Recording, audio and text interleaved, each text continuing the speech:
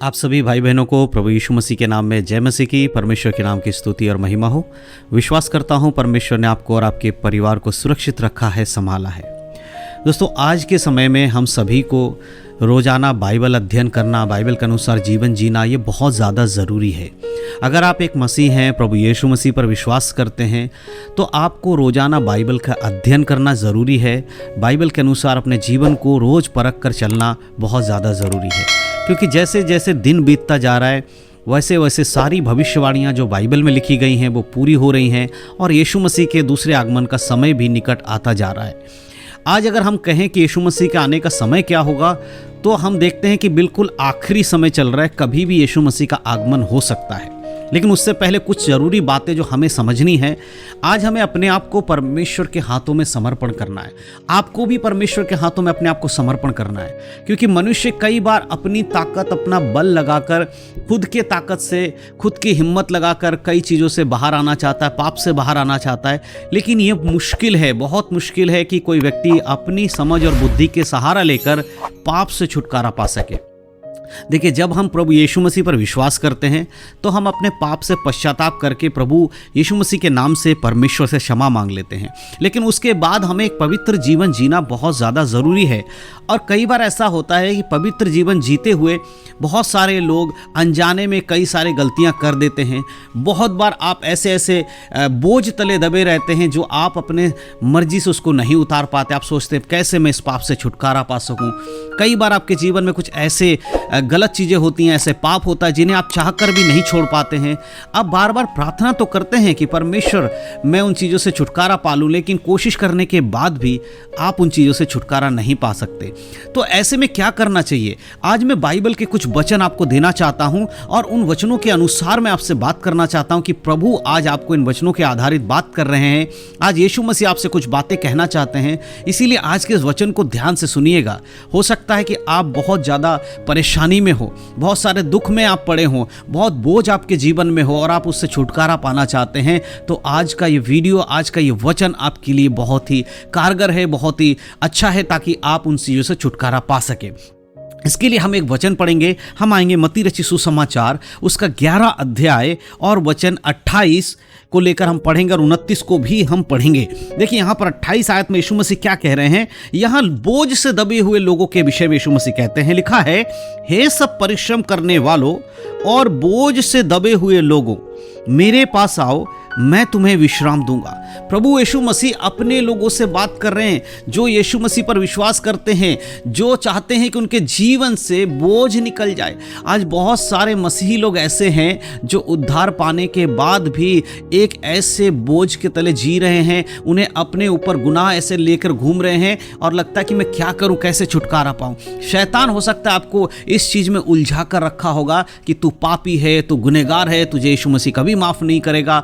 ऐसी चीजें आपके मन में शैतान डालता है। लेकिन प्रभु कहता है, हे सब परिश्रम करने वालों, तुम अपनी ताकत लगाकर तो पाप से छुटकारा पाना चाहते हो, लेकिन मैं तुम्हें बुला रहा हूं, तुम मेरे पास आओ। इसीलिए प्रभु कह रहा है, हे सब परिश्रम करने वालों, बोझ से दबे हुए लोगों, तुम मेरे पास आओ, मैं तुम्हें विश्राम दूंगा। यीशु मसीह आपको विश्राम देंगे। जो काम आप अपनी ताकत से आज तक नहीं कर पाए हैं, जिन पाप से आज तक आप छुटकारा नहीं पा सके। बहुत सारे लोग मुझे मैसेज करते हैं, कमेंट करते हैं कि ब्रदर, हम नशे की आदत में हैं, हम प्रभु पर विश्वास करते हैं, लेकिन जो नशे की आदत है उससे हम छुटकारा नहीं पा रहे हैं। हम बहुत कोशिश करते हैं, लेकिन कुछ दिन के लिए हम नशा छोड़ देते हैं, फिर से हमारे जीवन में वो चीज़ वापस आ जाती है। अगर ऐसा आपके जीवन में हो रहा है तो आज ये वचन आपको बुला रहा है। प्रभु कह रहा है, तुम मेरे पास आओ। आप एक क्षण प्रभु के पास आइए और घुटने पर बैठकर प्रभु से प्रार्थना कीजिए और कहिए, प्रभु, मैं इस नशे की आदत से छुटकारा पाना चाहता हूँ, लेकिन मैं नहीं पा रहा हूँ, इसलिए मैं आपके पास आया हूं। प्रभु, आप मेरी मदद कीजिए।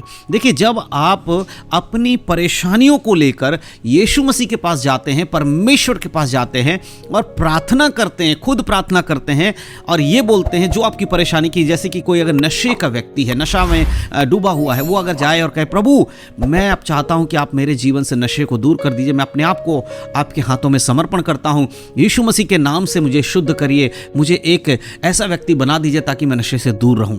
इस तरह से प्रार्थना करेंगे तो प्रभु जरूर आपकी प्रार्थना को सुनेंगे और आपके जीवन से उस बोझ को परमेश्वर हटा देंगे। और आगे 29 में प्रभु यीशु मसीह कहते हैं, मेरा जुआ अपने ऊपर उठा लो और मुझसे सीखो, क्योंकि मैं नम्र और मन में दीन हूं और तुम अपने मन में विश्राम पाओगे। प्रभु यीशु मसीह कह रहे हैं, मुझसे सीखो, मेरा जुआ उठा लो। कई बार हम अपने चीज़ों को अपनी ताकत लगाकर अपने ऊपर लेकर चलते कि नहीं भाई मैं कोशिश करूंगा तो मैं पक्का इस काम को कर लूँगा। बहुत बार आप सोचते नहीं इस काम को तो मैं कर सकता हूँ, मेरे अंदर इतने गट्स हैं, मैं इसको कर सकता हूँ। लेकिन कई बार हमें प्रभु के साथ चलना ज़रूरी है।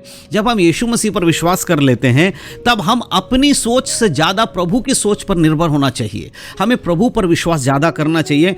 तब परमेश्वर कहता है कि मेरे पास आओ और मेरा जुआ उठा लो, क्योंकि यीशु मसीह को और यीशु मसीह की शिक्षाओं को अगर हम लेकर चलते हैं तो हमारे लिए वो हल्का है, क्योंकि हमारे पापों के लिए प्रभु यीशु मसीह ने ऑलरेडी दाम चुका दिया है।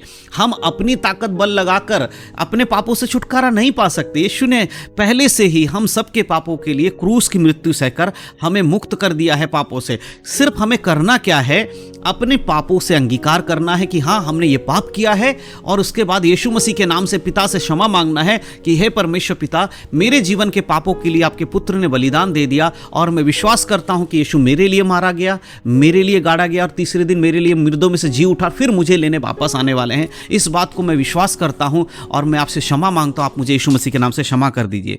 जब आप ये कहते हैं तो परमेश्वर आपको क्षमा कर देते हैं और प्रभु कहते हैं कि अगर फिर भी तू बोझ से दबा हुआ है, उद्धार पाने के बाद भी तेरे जीवन में ऐसी चीजें आ गई हैं कि तुझे लगता है कि दबा हुआ है, तो प्रभु कहता वापस मेरे पास आ, मैं तेरे बोझ को हल्का करूंगा, मैं तुझे विश्राम देने वाला परमेश्वर हूं, मैं तुझे छुटकारा देने वाला हूं। मेरे प्रियो, ये वचन आज हमसे यही तो कह रहा है कि हम अपने ऊपर ज़्यादा विश्वास ना करके परमेश्वर पर विश्वास करें। हम अपने सारी परेशानियों को परमेश्वर के पास क्यों नहीं लेकर आते? क्यों नहीं हम एक क्षण अपने आप को घुटने पर लाते हैं, प्रार्थना में बैठकर अपनी सारी प्रॉब्लम्स को परमेश्वर को बताएं। बहुत बार आपने अपने लिए प्रार्थना करने के लिए बहुत सारे पास्टर को मैसेज किया होगा, बहुत सारे लोगों को कॉल किया होगा, आपने कहा होगा मेरे लिए प्रार्थना करो, मेरे लिए प्रार्थना करो। लेकिन आज प्रभु कहता है तू खुद मेरे पास आ और मुझसे बोल कि तेरी परेशानी क्या है। उन परेशानियों में से मैं तुझे निकालूंगा, तेरे बोझ से मैं तुझे हल्का करूंगा, क्योंकि मैं वो कर चुका हूं। तेरे बोझ के लिए मैंने अपने पीठ पे कोड़े खाए हैं। तो मेरे प्रियो, आज ये वचन इसीलिए तो आपको दिया जा रहा है कि आप विश्वास करें कि प्रभु यीशु मसीह आपको छुटकारा दे सकते हैं। आप निराश मत होइए, आप हताश मत होइए कि आपकी मदद कौन करेगा। एक है जो आपकी मदद करेगा, वो है प्रभु यीशु मसीह। परमेश्वर के पास जो भी व्यक्ति यीशु के नाम से कुछ मांगता है, सच्चे दिल से जो मांगता है, प्रभु उसके लिए करता है। आपकी परेशानियां कुछ भी हो सकती हैं। कुछ पॉइंट्स को मैंने बताया, जरूरी नहीं कि उन्हीं पॉइंट्स में आपके जीवन में परेशानी हो, और भी बहुत सारी दिक्कतें आपके जीवन में हो सकती हैं, लेकिन समाधान एक ही है। यीशु मसीह के पास आपको आना है और यीशु मसीह के नाम से परमेश्वर से प्रार्थना करना है। जब आप ऐसा करेंगे तो परमेश्वर आपके जीवन में से हर प्रॉब्लम्स को दूर कर कर आपको एक ऐसा मन दे देंगे जो कि हल्का मन होगा, क्योंकि आपके बोझ को यीशु मसीह अपने ऊपर उठा लेता है।